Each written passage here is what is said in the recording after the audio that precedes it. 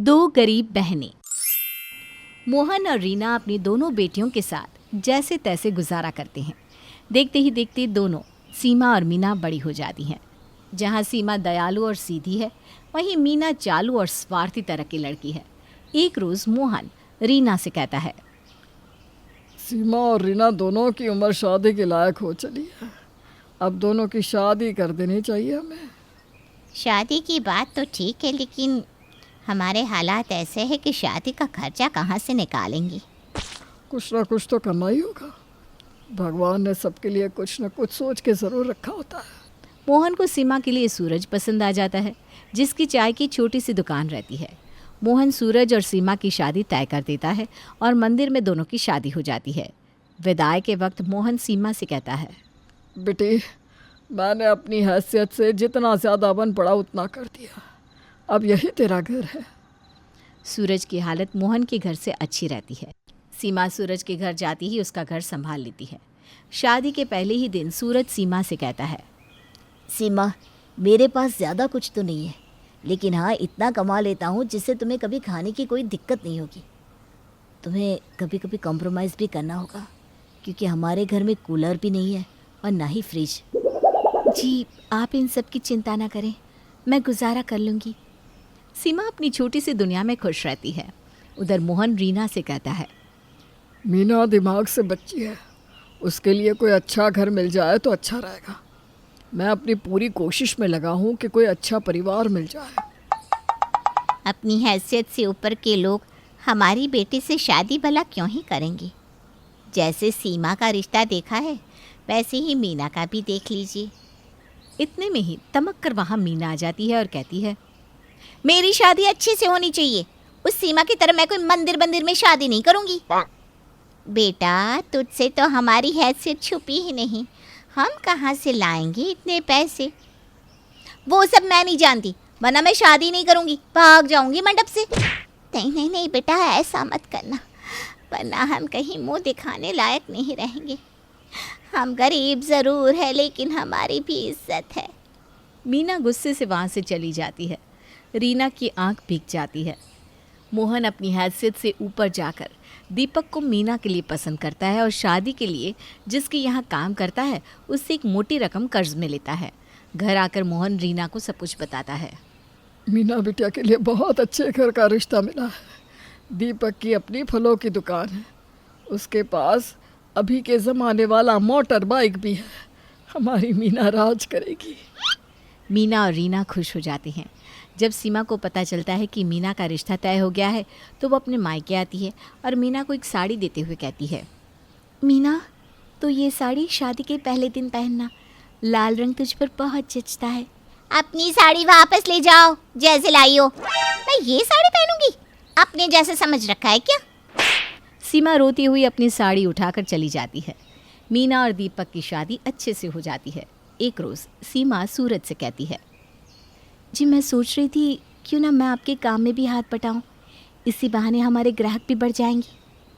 ठीक है, तुम साथ में काम करना चाहती हो तो शाम को दुकान आ जाना। अगले दिन अपने घर का सारा काम करके सीमा शाम को सूरज की दुकान पर चली जाती है और खुद चाय बनाने लगती है। आज सीमा के आने से कमाई दुगनी होती है। ये देखकर सूरज बहुत खुश होता है।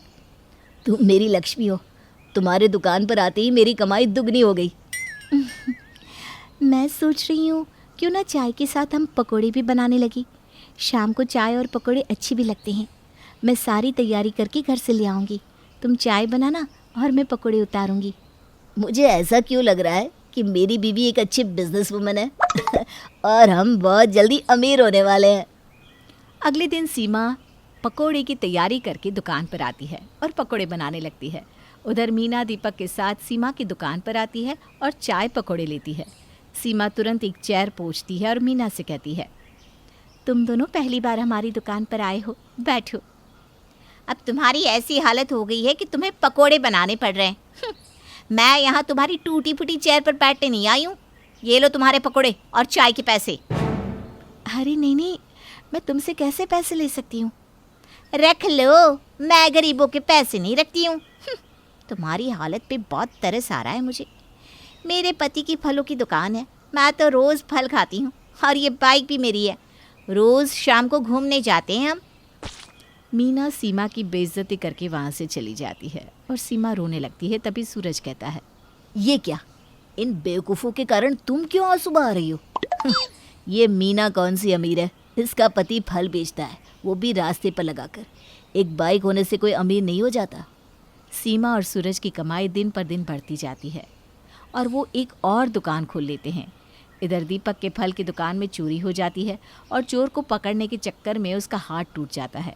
दीपक के घर बैठ जाने के कारण मीना के घर की जमा पूंजी खत्म हो जाती है और कुछ ही दिन में उसके घर का राशन भी खत्म हो जाता है और मीना रोड पर आ जाती है। एक दिन मीना इन सब का जिम्मेदार दीपक को बताकर उससे लड़ने लगती है। अब तो खाने के लिए एक दाना भी नहीं है, क्या खाएंगे हम? यही दिन देखना बाकी था। तुम जैसे आदमी से शादी करके मैंने बहुत बड़ी भूल कर दी। एक छोटा सा फल का दुकान था, वो भी खत्म हो गया तुम्हारी लापरवाही के कारण। मीना दीपक के साथ बहुत बुरा बर्ताव करती है और वो बेचारा अपनी बाइक बेचकर कुछ पैसे लाकर मीना के हाथ में रख देता है। ये लो कुछ पैसे, जब तक मेरे हाथ का पट्टा नहीं खुलता तब तक इससे गुजारा करो, फिर देखता हूँ मैं आगे क्या करूँगा। उधर सीमा और सूरज का काम दिन पर दिन फैलता जाता है और वो अमीर हो जाते हैं। मीना दीपक के दिए हुए पैसों को खर्च कर देती है और दीपक का पट्टा खुलने से पहले ही पैसे खत्म हो जाते हैं। मैंने तुमसे कहा था देख कर पैसे खर्च करना, लेकिन तुम्हें किसी की सुननी ही कहाँ है। बस अपनी बहन को जलाने के चक्कर में खर्च करती रहती हो। ज्यादा सुनाओ मत मुझे, समझे? कोई भी लड़की तुम जैसे गरीब के घर शादी करके नहीं आती। अच्छा, जैसे तुम्हारे मायके वाले तो बहुत अमीर है ना।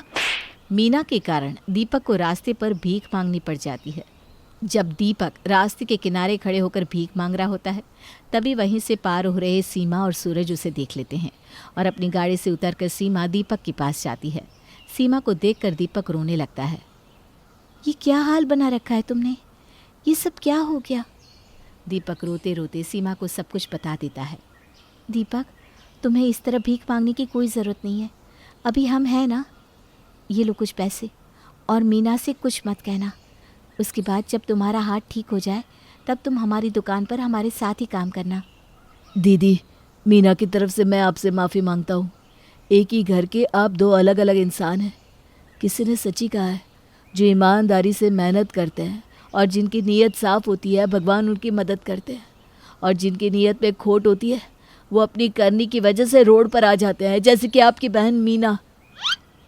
ऐसा मत कहो दीपक।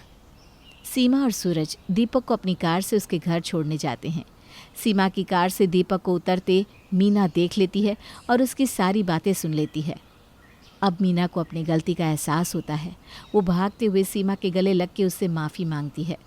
मुझे माफ़ कर दो सीमा, मैंने तुम्हें हमेशा नीचा दिखाया और तुमने मेरी मदद की।